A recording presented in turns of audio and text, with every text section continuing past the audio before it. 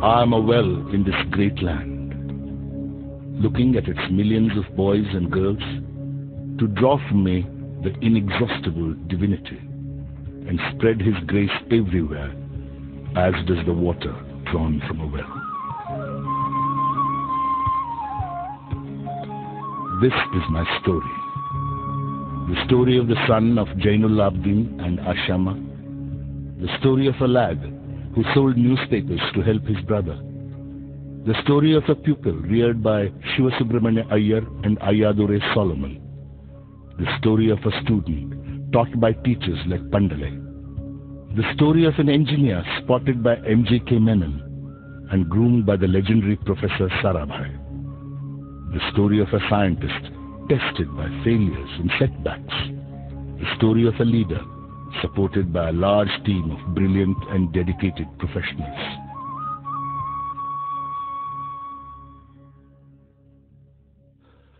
This story will end with me, for I have no belongings in the worldly sense. I have acquired nothing, built nothing, possessed nothing, no family, sons, daughters. I do not wish to set myself up as an example to others, but I believe that a few readers may draw inspiration and come to experience that ultimate satisfaction which can only be found in the life of the Spirit. God's providence is your inheritance. The bloodline of my great-grandfather Aul, my grandfather Pakir, and my father Jainul Abdin may end with Abdul Kalam. But God's grace will never cease, for it is eternal.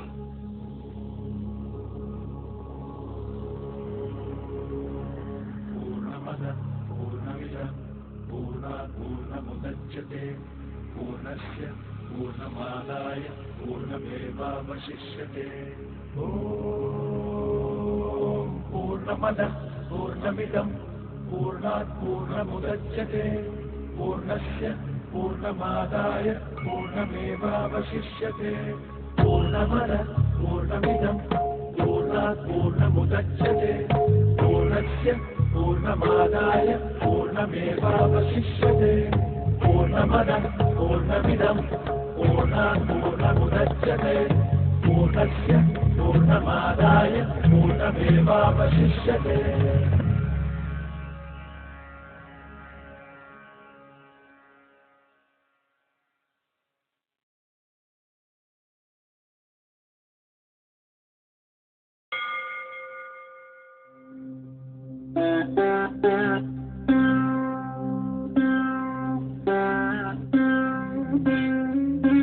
I was born into a middle-class Tamil family in the island town of Rameshwaram.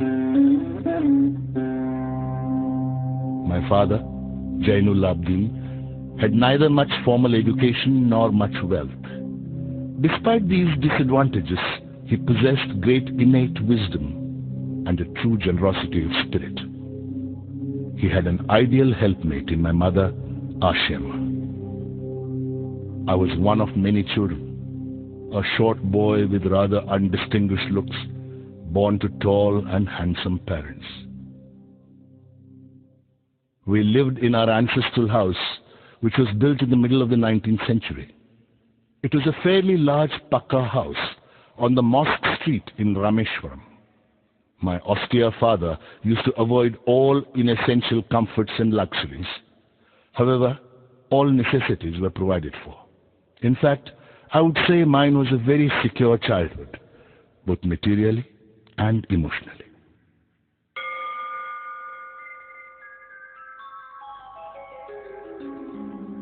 The famous Shiva temple, which makes Rameshwaram so sacred to pilgrims, was about a 10-minute walk from our house.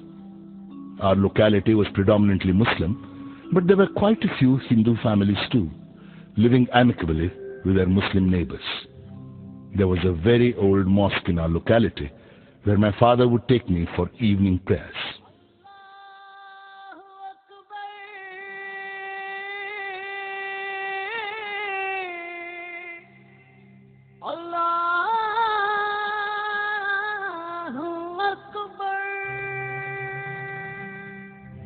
The high priest of the Rameshwaram temple, Pakshi Lakshmana Shastri, who was a very close friend of my father's. One of the most vivid memories of my early childhood is of the two men, each in his traditional attire, discussing spiritual matters. My father could convey complex spiritual concepts in very simple, down-to-earth Tamil. He once told me, "When troubles come, try to understand the relevance of your sufferings. Adversity always presents opportunities for introspection."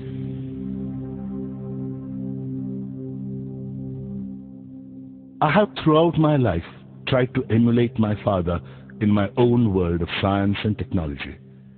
I feel convinced that there exists a divine power that can lift one up from confusion, misery, melancholy, and failure, and guide one to one's true place.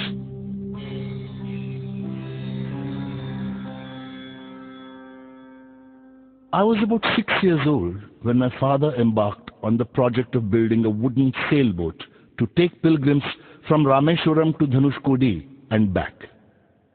He worked at building the boat on the seashore with the help of a relative, Ahmad Jalaluddin, who later married my sister, Zohra.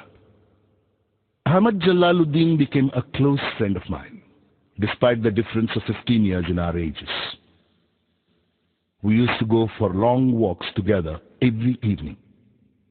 As we started from Mosque Street, our first halt would be at the imposing temple of Lord Shiva, where we would circle around the temple with the same reverence as any other pilgrim. Jalaluddin's schooling had been limited, principally because of his family's straitened circumstances. At the time I speak of, he was the only person on the entire island who could write English. He wrote letters for almost anybody in need. Jalaluddin always spoke to me about educated people, of scientific discoveries, of contemporary literature, and of the achievements of medical science. Another person who greatly influenced my childhood was my first cousin, Shamsuddin. He was the sole distributor for newspapers in Rameshwaram and a one-man operation. The newspapers would arrive at Rameshwaram station by the morning train. The Second World War broke out in 1939 when I was 8 years old. Soon India was forced to join the Allied forces and something like a state of emergency was declared. The first casualty came in the form of the suspension of the train halt at Rameshwaram station. The newspapers now had to be bundled and thrown out from the moving train on the Rameshwaram road between Rameshwaram and Dhanushkodi. That forced Shamsuddin to look for a helping hand to catch the bundles, and, as if naturally, I filled the slot. Shamsuddin helped me earn my first wages. Every child is born with some inherited characteristics into a specific socio-economic and emotional environment and trained in certain ways by figures of authority.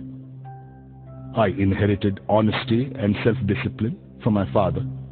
From my mother, I inherited faith in goodness and deep kindness.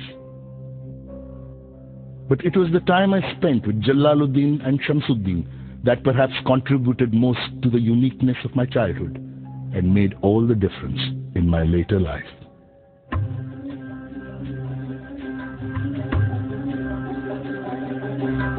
தந்தை மகற்கு ஆற்றும் நன்றி அபயத்து முந்தி திருப்பச்செயல் தந்தை மகற்கு ஆற்றும் நன்றி அபயத்து முந்தி திருப்பச்செயல் திருப்பச்செயல் மகன் தந்தைக்கு ஆற்றும் உதவி இவன் தந்தை என்னோற்றார்கள்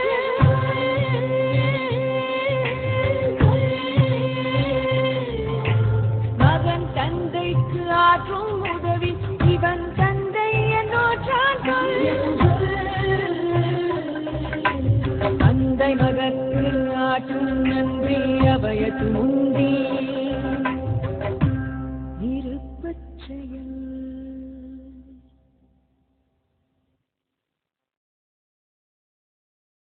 Then the war was over and India's freedom was imminent. I asked my father's permission to leave Rameshwaram and study at the district headquarters in Ramanathapuram. Shamsuddin and Ahmad Jalaluddin traveled with me to Ramanathapuram to enroll me in Schwartz High School. Somehow, I did not take to the new setting. The town of Ramanathapuram was a thriving, factious town of some 50,000 people. But the coherence and harmony of Rameshwaram was absent. I missed my home and grabbed every opportunity to visit Rameshwaram. Once I settled down at Schwartz High School, the enthusiastic 15-year-old within me re-emerged. My teacher, Ayadurai Solomon, was an ideal guide for an eager young mind that was yet uncertain of the possibilities and alternatives that lay before it.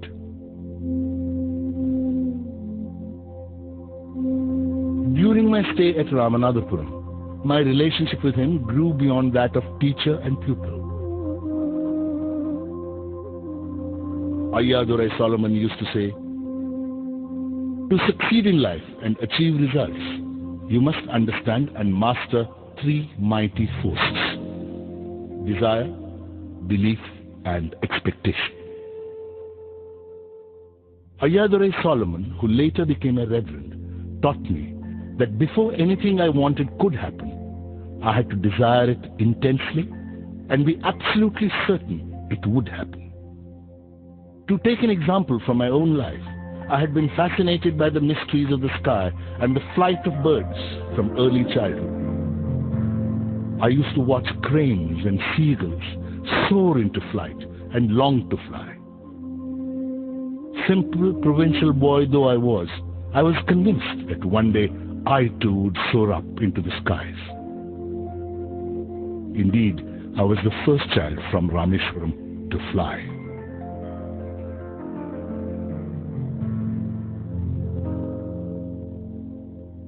By the time I completed my education at Schwartz, I was a self-confident boy determined to succeed. The decision to go in for further education was taken without a second thought. In 1950, I arrived at St. Joseph's College, Trichy, to study for the intermediate examination. When I later joined the BSc degree course at St. Joseph's, I was unaware of any other option for higher education, nor did I have any information about career opportunities available to a student of science. Only after obtaining a BSc did I realize that physics was not my subject. I had to go into engineering to realize my dreams. I wonder why some people tend to see science as something which takes man away from God. For me, science has always been the path to spiritual enrichment and self-realization.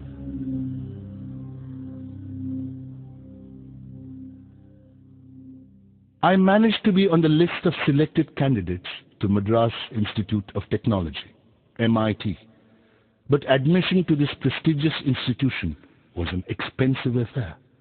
Around 1,000 rupees was required, and my father could not spare that much money. My sister, Zohra, mortgaged her gold bangles and chain to settle my fee. I was deeply touched by her determination to see me educated and by her faith in my abilities.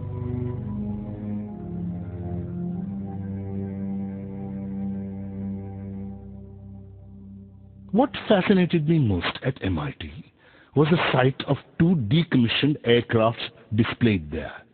I felt a strange attraction towards them and would sit near them long after other students had gone back to the hostel. After completing my first year, when I had to opt for a specific branch, I almost spontaneously chose aeronautical engineering. In the course of my education at MIT, 3 teachers shaped my thinking: Professor Sponder, Professor K.A.V. Pandale, and Professor Narsingrao. Professor Sponder taught me technical aerodynamics. I consulted him before opting for aeronautical engineering.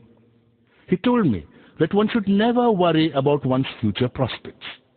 Instead, it was more important to lay sound foundations, to have sufficient enthusiasm and an accompanying passion for one's chosen field of study. I myself would like to tell all novitiate engineering students that when they choose their specialization, the essential point is to consider whether the choice articulates their inner feelings and aspirations.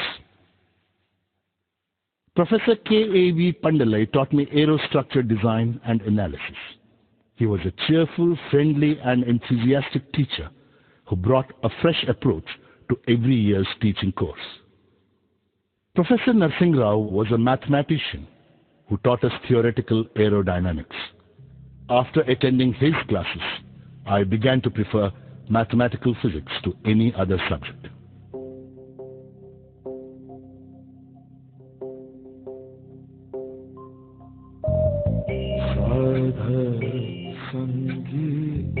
Hari Hari Naam Chittara Chittara Sadhar Sangi Hari Hari Naam Chittara Sahajiyanandu Hove Dinurati Ankur Bhalo Hamara Sadhar Sangi Sadhar Sangi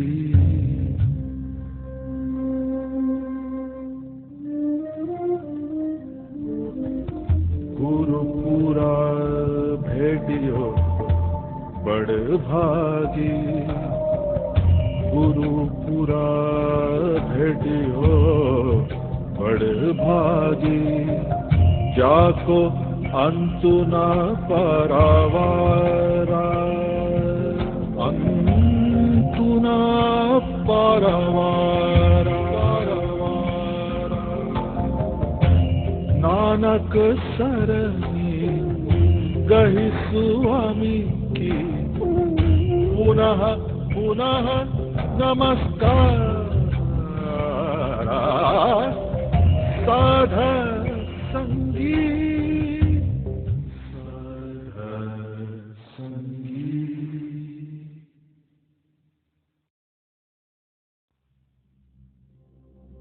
From MIT, I went to Hindustan Aeronautics Limited, HAL, at Bangalore as a trainee.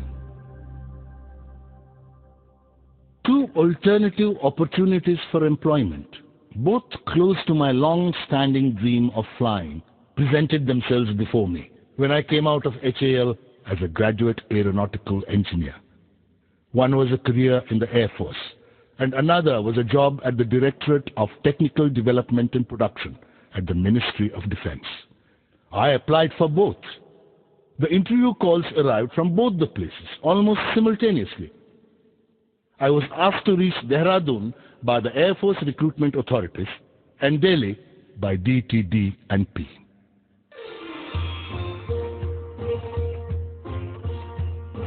My destination was more than 2,000 kilometers away and was to be my first encounter with the vastness of my motherland. Through the window of the compartment, I watched the countryside slip past.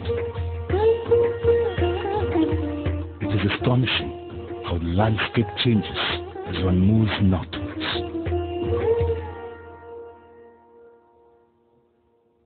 I halted for a week in Delhi and appeared for the interview at DTD&P. I did well at the interview. Then I proceeded to Dehradun for my interview at the Air Force Selection Board. I could only finish 9th in the batch of 25. I was deeply disappointed, and it took me some time to comprehend that the opportunity to join the Air Force had just slipped through my fingers. I trekked down to Rishikesh with the knowledge that the days ahead would be difficult. I bathed in the Ganga and walked to the Shivananda ashram, situated a little way up the hill. I met Swami Shivananda, a man who looked like a Buddha wearing a snow-white dhoti and wooden slippers. I was struck by his irresistible, almost childlike smile and gracious manner. I told him about my unsuccessful attempt to join the Indian Air Force and my long-cherished desire to fly. He smiled and said, "Desire, when it stems from the heart and spirit, when it is pure and intense, possesses awesome electromagnetic energy. This energy is released into the ether each night as the mind falls into the sleep state. Each morning, it returns to the conscious state, reinforced with the cosmic currents. That which has been imaged will surely and certainly be manifested. You can rely, young man, upon this ageless promise as surely as you can rely upon the eternally unbroken promise of sunrise and of spring." I returned to Delhi and inquired at the DTDP about the outcome of my interview. In response, I was handed my appointment letter. I joined the next day as senior scientific assistant on a basic salary of rupees 250 per month. 3 years passed. Then the Aeronautical Development Establishment, ADE, was born in Bangalore, and I was posted to the new establishment. Bangalore as a city was in direct contrast to Kanpur, where I had been posted during my first year at the directorate. In fact, I feel our country has an uncanny way of bringing out extremes in her people. I suppose it is because Indians have been both afflicted and enriched by centuries of migrations. Loyalty to different rulers has dulled our capacity for a single allegiance. Instead, we have developed an extraordinary ability to be compassionate and cruel, sensitive and callous, deep and fickle, all at the same time. To the untrained eye, we may appear colorful and picturesque. To the critical eye, we are but shoddy imitations of our various masters. In Kanpur, I saw pan-chewing imitations of Wajid Ali Shah, and in Bangalore, it was replaced by dog-walking sahibs. In Bangalore, too, I longed for the depth and calmness of Rameshwaram.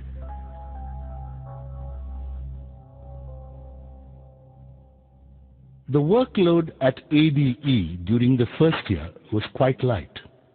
A project team was formed to design and develop an indigenous hovercraft prototype in 3 years. The hovercraft, completed ahead of schedule, was christened Nandi, after the bull ridden by Lord Shiva. For a prototype, the form, fit and finesse was beyond our expectations. However, to my great disappointment, the project became mired in controversies and had to be shelved.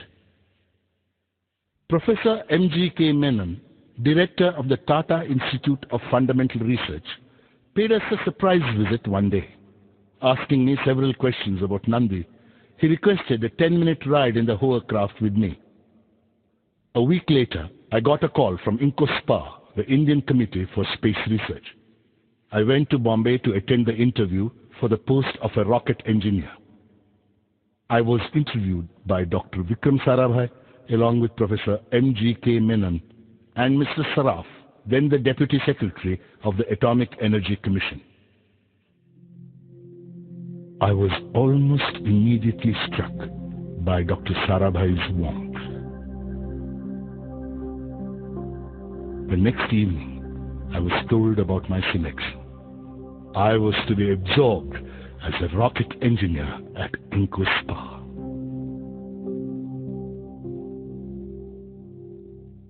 Sometime in the latter half of 1962, INCOSPA took the decision to set up the Equatorial Rocket Launching Station at Tumba, a sleepy fishing village near Trivandrum in Kerala. This was the quiet beginning of modern rocket-based research in India.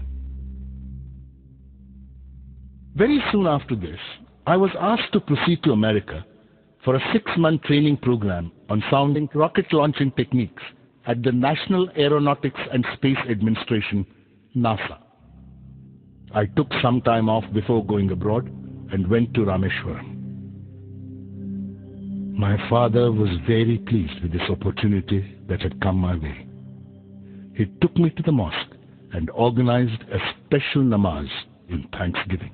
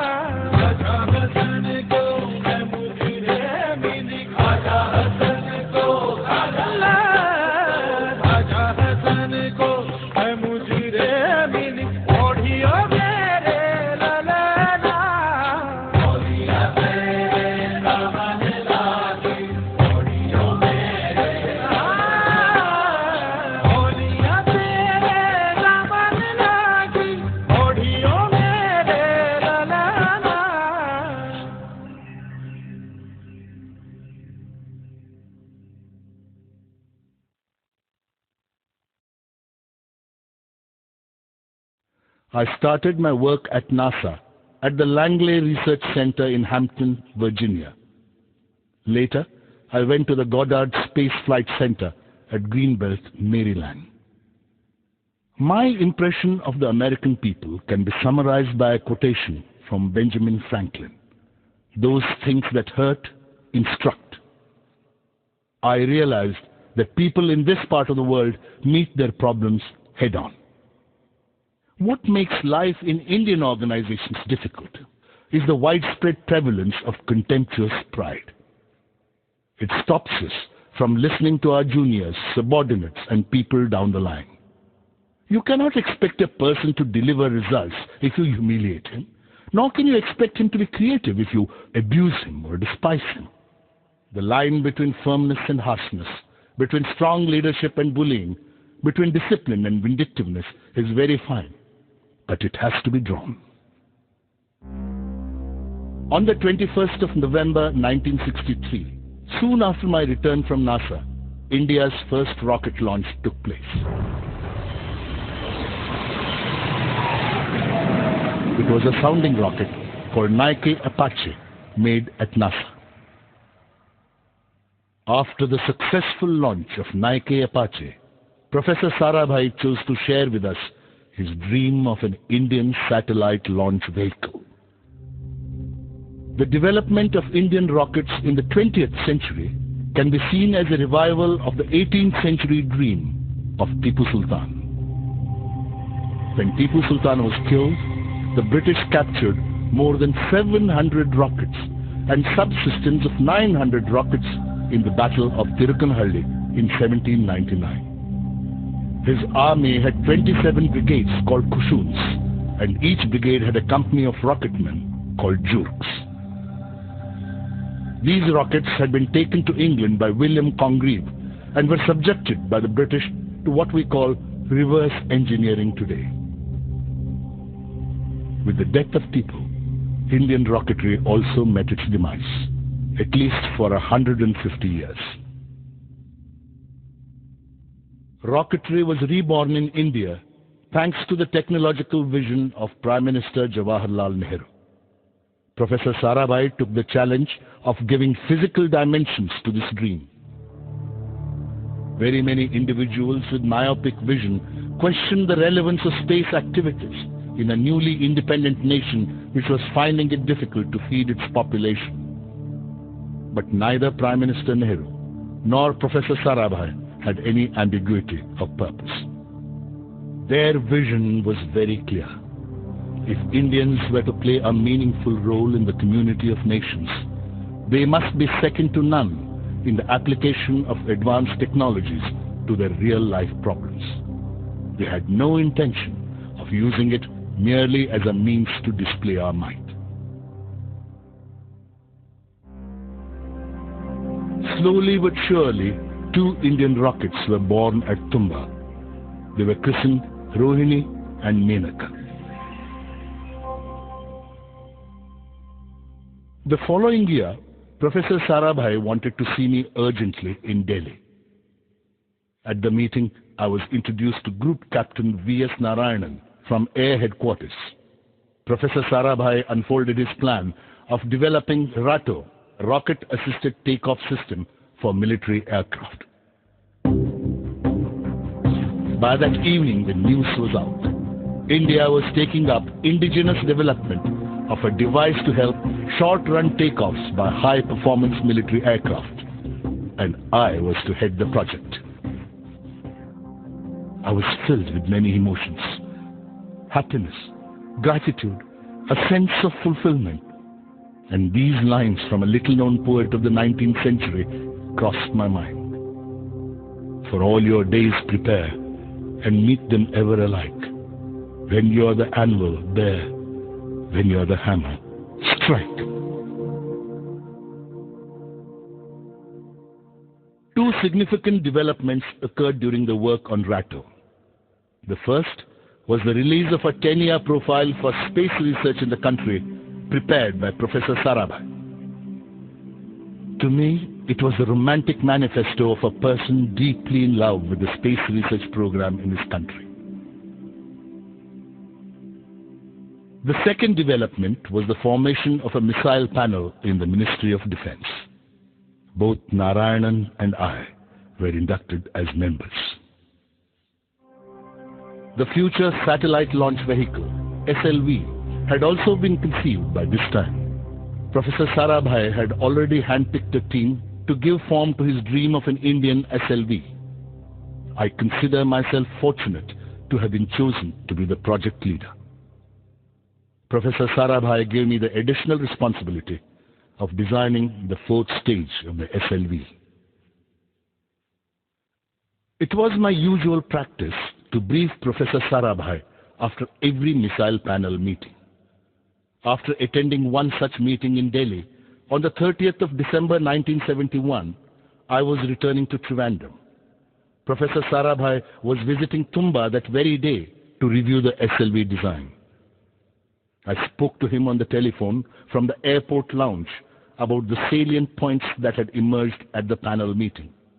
He instructed me to wait at the Trivandrum airport and to meet him there. When I reached Trivandrum, a pall of gloom hung in the air. I was informed that Professor Sarabhai was no more. He had passed away a few hours ago following a cardiac arrest. I was shocked to the core. It had happened within an hour of our conversation. It was a great blow to me. I consider Professor Sarabhai as the Mahatma Gandhi of Indian science, generating leadership qualities in his team and inspiring them through both ideas and example.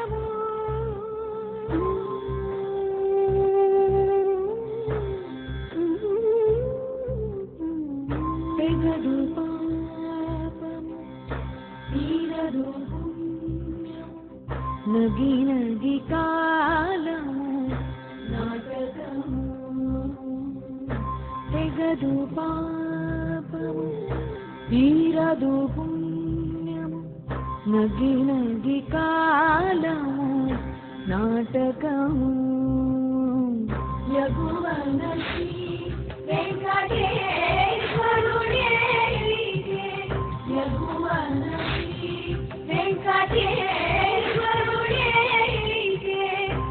గగనము నీటిది కైవల్యము గగనము నీటిది కైవల్యము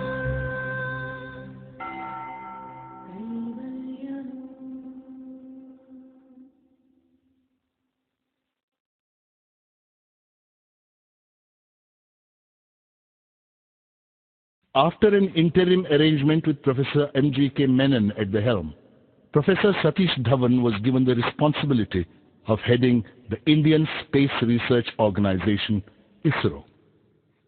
The whole complex at Tumba was merged together to form an integrated space center and christened the Vikram Sarabhai Space Center, VSSC, as a tribute to the man to whom it owed its existence.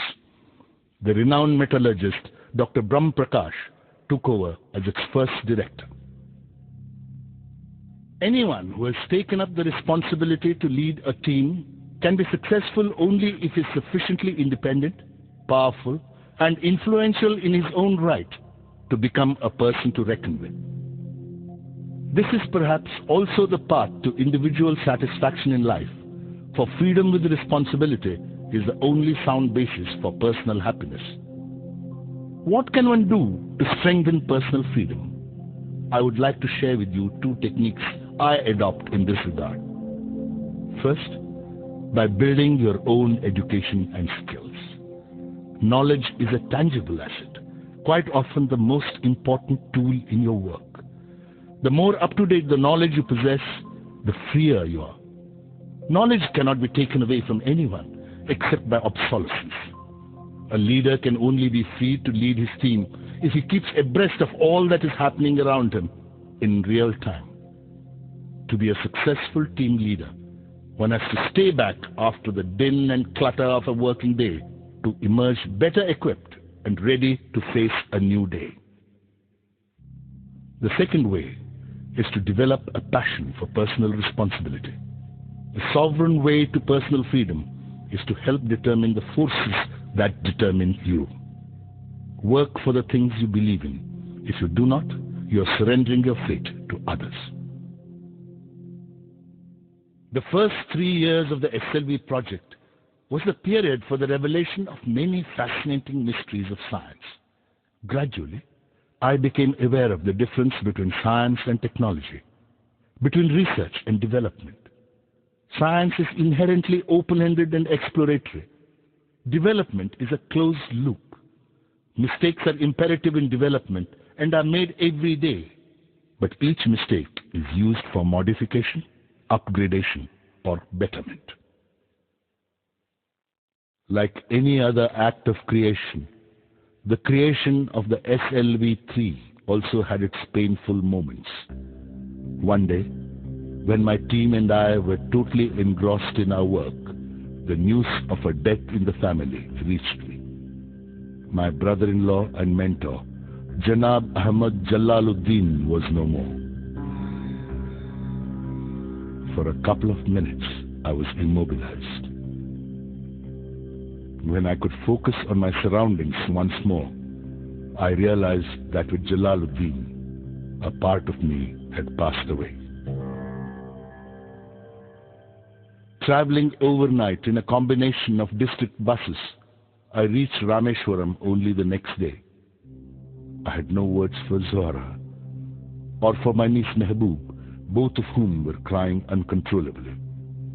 I had no tears to shed. For many days back in Tumba, I felt a sense of futility I had never known before about everything I was doing. I had long talks with Professor Dhawan. He told me that my progress on the SLV project would bring me solace. The confusion would first lessen and would later pass away altogether. In 1976, my father, Jainul Abdin, who had lived on Rameshwaram Island for 102 years, passed away, leaving behind 15 grandchildren and 1 great-grandson. In worldly terms, it was the death of just another old man. No public mourning was organized. No flags were lowered to half-mast. No newspaper carried an obituary for him. He was not a politician, a scholar, or a businessman. He was a plain and transparent man. His life inspired the growth of all that was benign and angelic, wise and noble.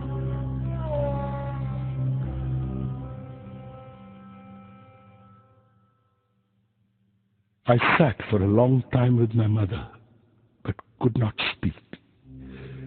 She blessed me in a choked voice when I took leave of her to return to Tumba.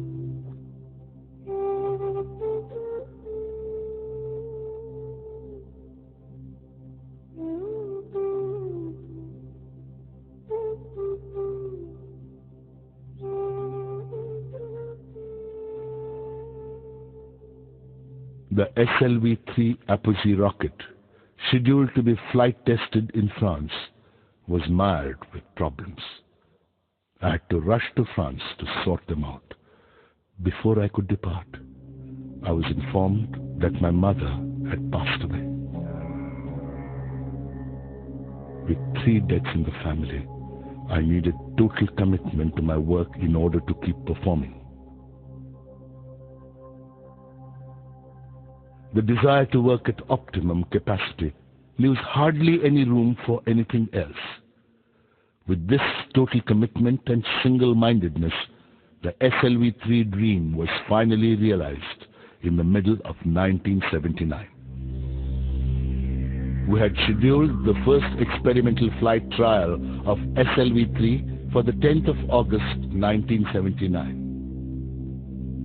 The 23-meter-long 4-stage SLV rocket, weighing 17 tons, took off elegantly at 7:58 hours.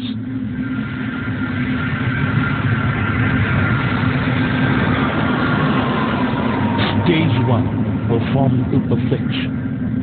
There was a smooth transition from this stage to the second stage. We were spellbound to see our hopes flying in the form of SLV-3. Suddenly, the spell was broken. The second stage went out of control. The flight was terminated after 317 seconds, and the vehicle's remains, including my favorite 4th stage with the payload, splashed into the sea, 560 kilometers off Sriharikota. The incident caused us profound disappointment. I felt a strange mix of anger and frustration.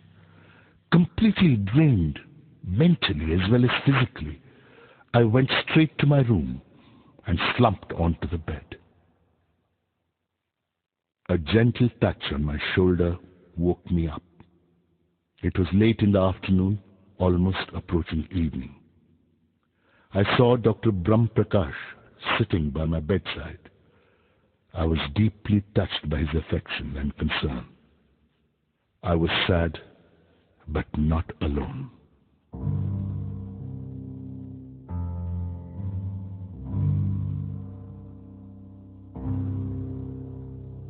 A post-flight review established that the mishap occurred because of the failure of the second stage control system. Everybody was convinced by the technical cause and effect sequence presented, and there was a general feeling of satisfaction about the whole exercise of failure management measures taken. I was still unconvinced though, and felt restless. On the spur of the moment, I stood up and addressed Professor Dhawan. Sir, even though my friends have technically justified the failure, I take the responsibility for judging the RFNA leak detected during the final phase of countdown as insignificant. As a mission director, I therefore take responsibility for the SLV-3 failure.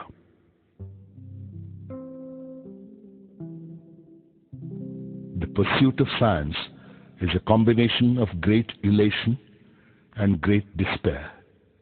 I went over many such episodes in my mind. the idea that a man could land on the moon, developed by a Russian mathematician, was realized after nearly 4 decades, and by the United States at that. Professor Chandrasekhar had to wait nearly 50 years before receiving the Nobel Prize for his discovery of the Chandrasekhar limit, a discovery made while he was a graduate student at Cambridge in the 1930s. How many failures must von Braun have gone through before his Saturn launch vehicle put man on the moon? To live only for some unknown future is superficial. It's like climbing a mountain to reach the peak without experiencing its sides. The sides of the mountain sustain life, not the peak. This is where things grow, experience is gained, and technologies are mastered. The importance of the peak lies only in the fact that it defines the sides. I went in little steps, just one step after another, but each step towards the top.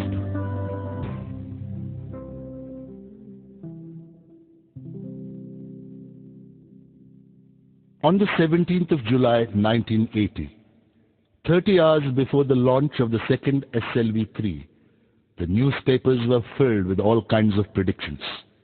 Many reports preferred to trace the history of the first SLV-3 flight and recalled how the third stage had failed to ignite because of lack of fuel and the rocket had nosedived into the ocean. Some were a general prognosis of all that ailed our country and related it to the SLV-3. I knew that the next day's launch was going to decide the future of the Indian space program. In fact, to put it simply, the eyes of the whole nation were on us. In the early hours of the next day, the 18th of July 1980, at 8:03 hours to be precise, India's first satellite launch vehicle, SLV-3, lifted off. I saw the computer displaying data about stage 4 giving the required velocity to the Rohini satellite to enter its orbit. Within the next 2 minutes, Rohini was set into motion in a low Earth orbit. I spoke in the midst of screeching decibels the most important words I have ever uttered in my life. Mission Director calling all stations. Stand by for an important announcement. All stages perform to mission requirements. The 4th stage APJ motor has given the required velocity to put Rohini satellite into orbit. There were happy cries everywhere. When I came out of the blockhouse, I was lifted onto the shoulders of my jubilant colleagues and carried in a procession. The whole nation was excited. India had made its entry into the small group of nations which possessed satellite launch capability. It was both the culmination of a national dream and the beginning of a very important phase in our nation's history. Prime Minister Indira Gandhi cabled her congratulations. But the most important reaction was that of the Indian scientific community. Everybody was proud of this 100% indigenous effort. I experienced mixed feelings. I was happy to achieve the success which had been evading me for the past 2 decades, but I was sad because the people who had inspired me were no longer there to share my joy.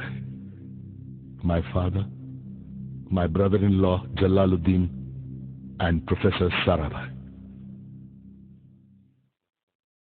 The credit for the successful SLV-3 flight goes first to the giants of the Indian space program, Professor Sarabhai in particular, who had preceded this effort.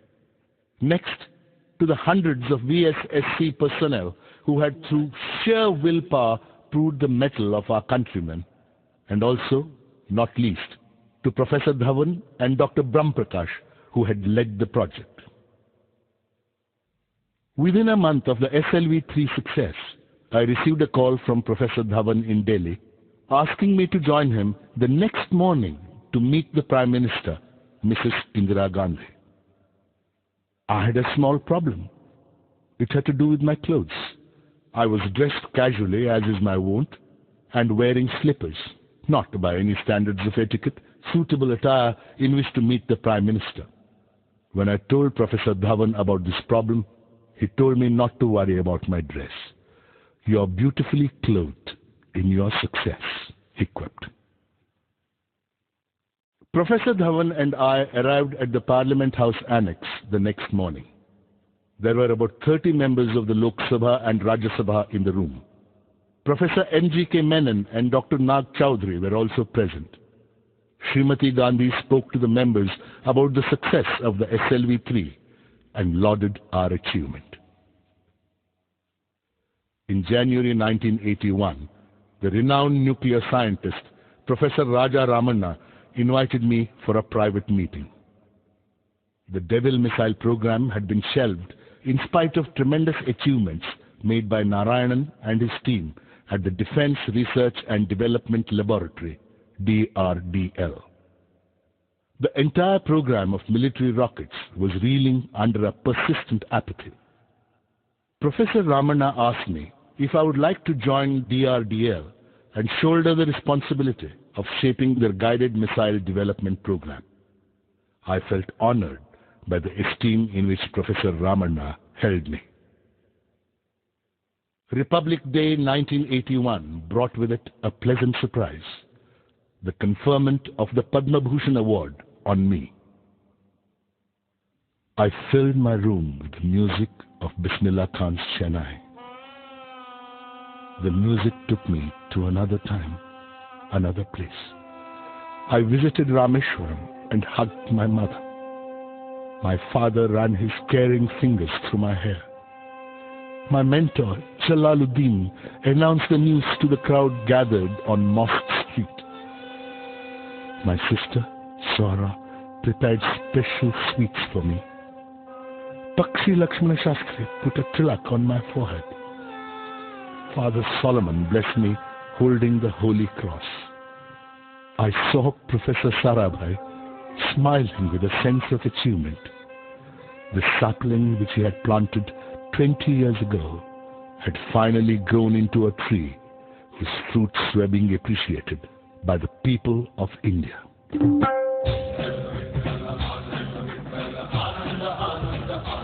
Oh, Ananda Chedohi, Ananda Taranga, Ananda Chedohi, Ananda Taranga, Ananda Chiyanga, Ananda Che, Ananda Chiyanga, Ananda Che, Ananda Chedohi, Ananda Taranga, Ananda Chedohi, Ananda Taranga.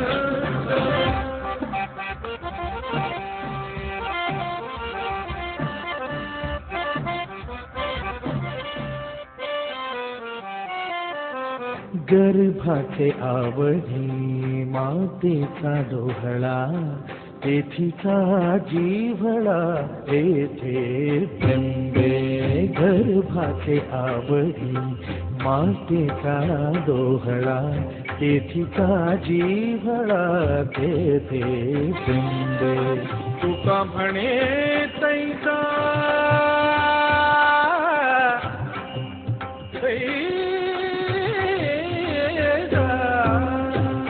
म्हणे तैसा ओतला ते ठसा अनुभव सरीसा मुखाला आनंदाचे डोई आनंद तरंग आनंदाची अंग आनंदाचे आनंदाचे डोई आनंद तरंग.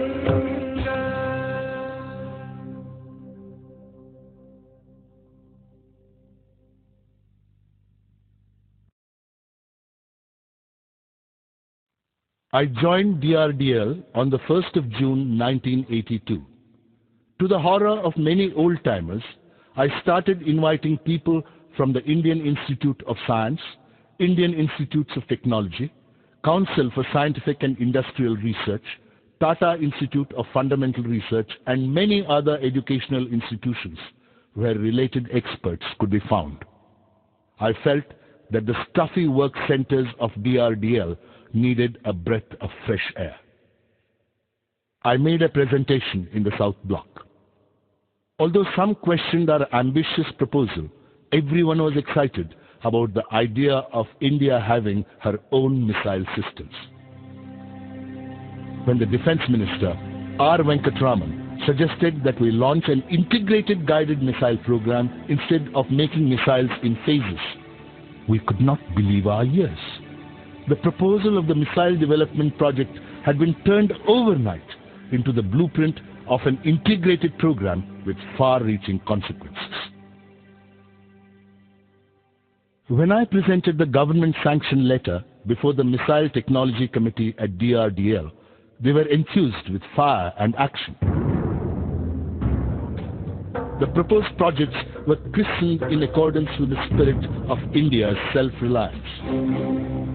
Thus, the surface-to-surface weapon system became Prithvi, the Earth.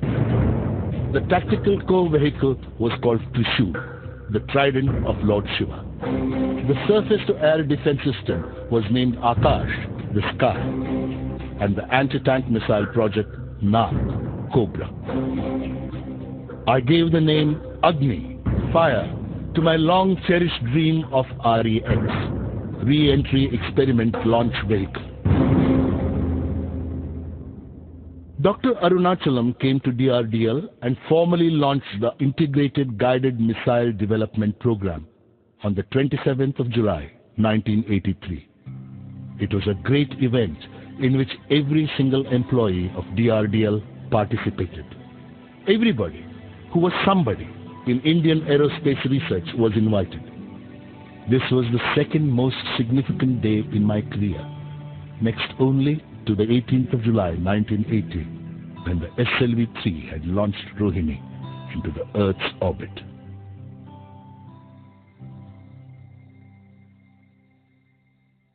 The launch of the Integrated Guided Missile Development Program was like a bright flash on the Indian scientific firmament. Missile technology had been considered the domain of a few selected nations in the world. People were curious to see how we were going to achieve all that was promised. We were at a meeting laying down the targets for 1984 when news came of Dr. Brahm Prakash's death on the evening of the 3rd of January at Bombay. It was a great emotional loss for me. His compassion and humility were exemplary. His healing touch on the day of the failed SLV-E1 flight surfaced in my memory, serving to deepen my sorrow.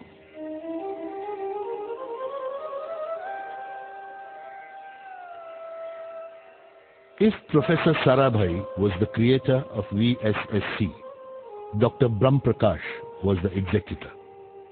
He had nurtured the institution when it most needed nourishment.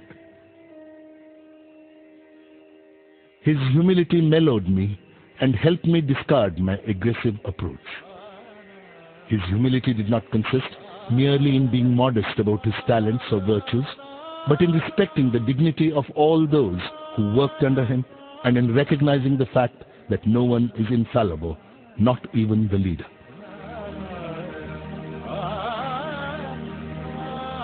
He was an intellectual giant with a frail constitution.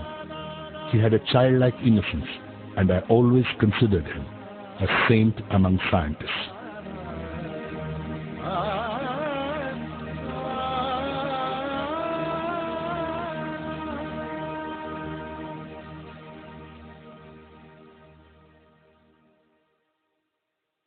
Prime Minister Indira Gandhi expressed her desire to personally apprise herself of the progress of the Integrated Guided Missile Development Program. The entire organization was filled with an aura of excitement.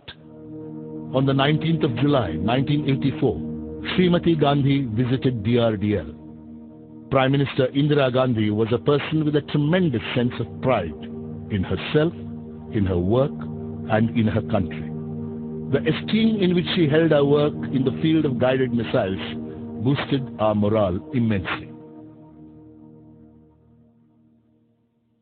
We were working on the action plan that had emerged from the earlier month's review when the news of Srimati Gandhi's assassination broke.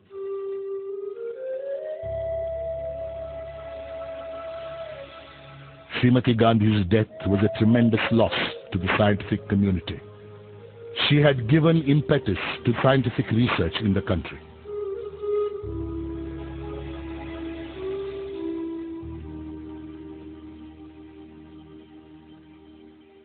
Her son, Rajiv Gandhi, took over as the new Prime Minister of India. He went to the polls and obtained a mandate from the people to carry forward the policies of Mrs. Gandhi, the Integrated Guided Missile Development Program being a part of them. Work on Prithvi was nearing completion when we entered 1988. Prithvi was launched at 11:23 hours on the 25th of February. It was an epoch-making event in the history of rocketry in the country. Prithvi was not merely a surface-to-surface missile. It was, in fact, the basic module for all future guided missiles in the country. The launch of Prithvi sent shockwaves across the unfriendly neighboring countries. The response of the Western Bloc was initially one of shock and then of anger. A 7-nation technology embargo was clamped, making it impossible for India to buy anything even remotely connected with the development of guided missiles.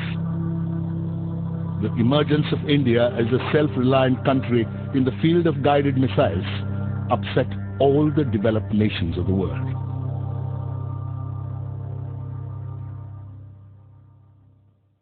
The Agni team was comprised of more than 500 scientists. Many organizations were networked to undertake this huge effort of launching Agni. The Agni launch had been scheduled for the 20th of April 1989. This was going to be an unprecedented exercise. Unlike space launch vehicles, a missile launch involves wide-ranging safety hazards. All activities preparatory to the launch went according to schedule.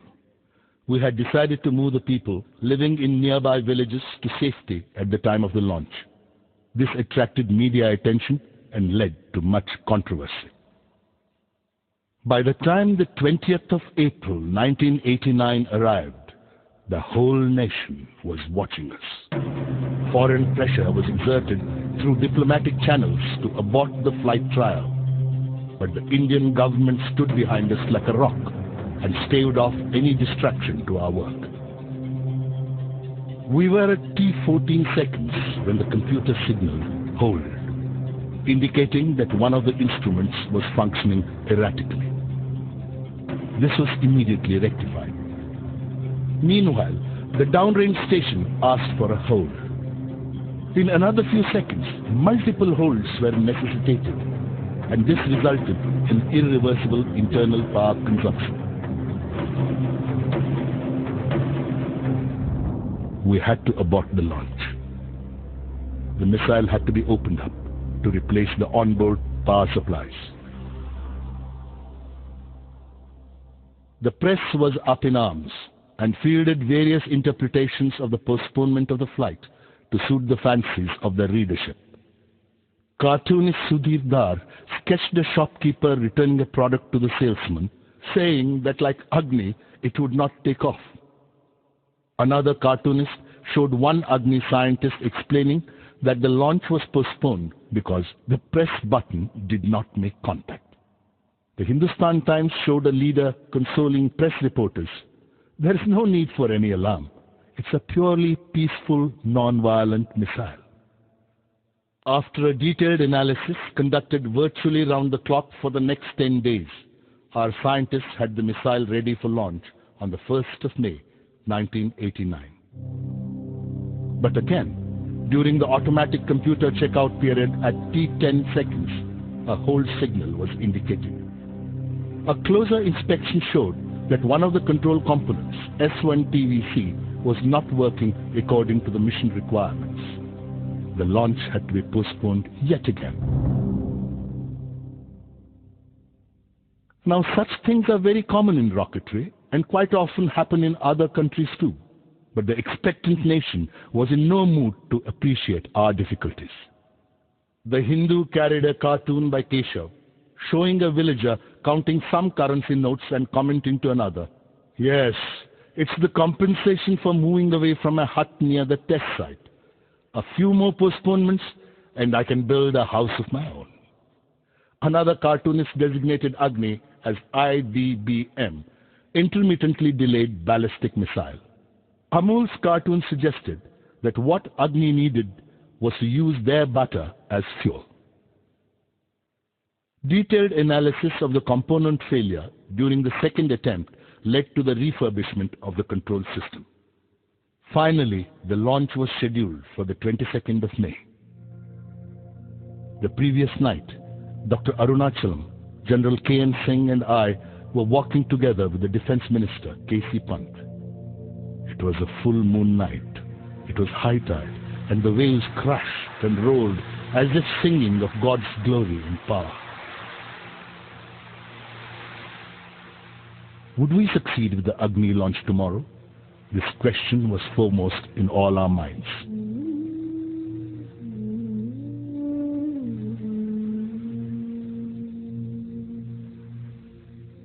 Breaking a long silence, the Defense Minister finally asked me, "Kalam, what would you like me to do to celebrate the Agni success tomorrow?"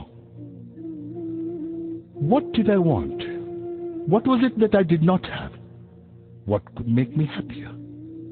And then I found the answer. "We need 100,000 saplings to plant," I said. His face lit up with a friendly glow. "You are buying the blessings of Mother Earth for Agni," the Defense Minister quipped. "We will succeed tomorrow."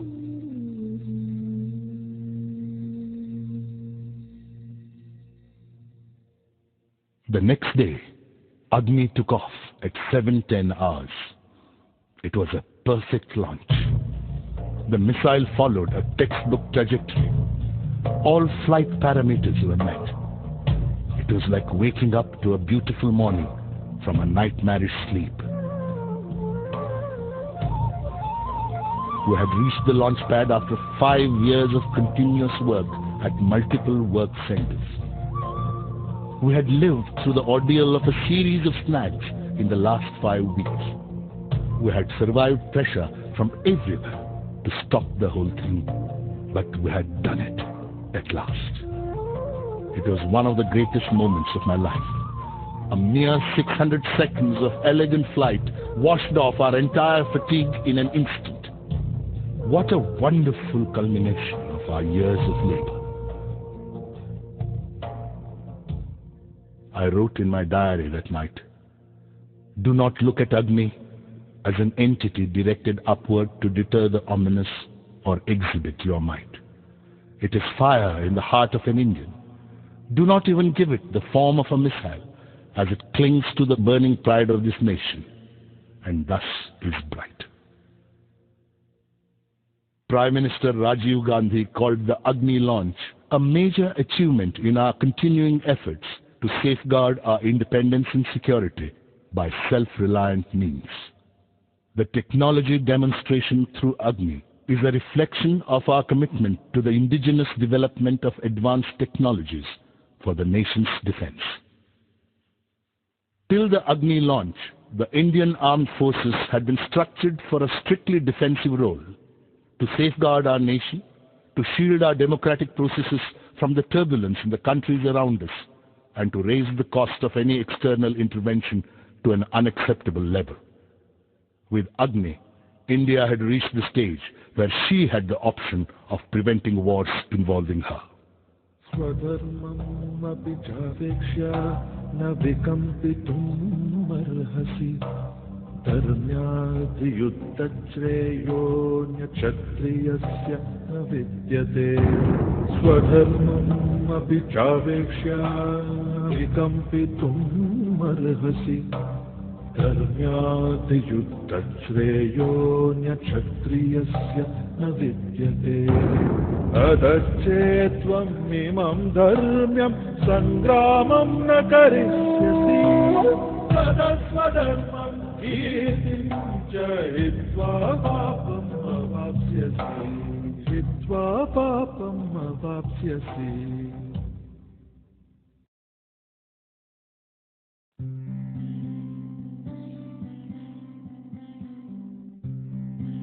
On Republic Day 1990, the nation celebrated the success of its missile program. I was conferred the Padma Vibhushan along with Dr. Arunachalam. Memories of the Padma Bhushan awarded a decade ago came alive. I still lived more or less as I had lived then, in a room 10 feet wide and 12 feet long, furnished mainly with books, papers, and a few pieces of hired furniture. The only difference was at that time my room was in Trivandrum and now it was in Hyderabad.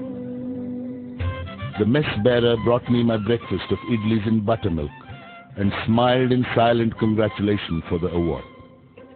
I was touched by the recognition bestowed on me by my countrymen.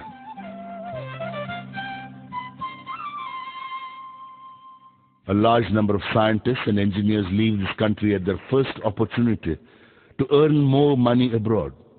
It is true that they definitely get greater monetary benefits, but could anything compensate for this love and respect from one's own countrymen? On the 15th of October, 1991, I turned 60. I looked forward to retirement and planned to open a school for the less privileged children. It was during this period that I decided to put down my memoirs and express my observations and opinions on certain issues.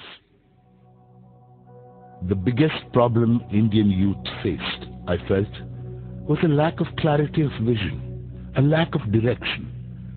It was then that I decided to write about the circumstances and people who made me what I am today. The idea was not merely to pay tribute to some individuals or highlight certain aspects of my life. What I wanted to say was that no one, however poor, underprivileged or small, need feel disheartened about life. Problems are a part of life. Suffering is the essence of success. As someone said, God has not promised skies always blue, flower-strewn pathways all our life through. God has not promised sun without rain, joy without sorrow, peace without pain. I will not be presumptuous enough to say that my life can be a role model for anybody. But some poor child living in an obscure place, in an underprivileged social setting, may find a little solace in the way my destiny has been shaped. It could perhaps help such children liberate themselves from the bondage of their illusory backwardness and hopelessness. Irrespective of where they are right now, they should be aware that God is with them. And when He is with them, who can be against them? Let the latent fire in the heart of every Indian acquire wings, and the glory of this great country light up the sky.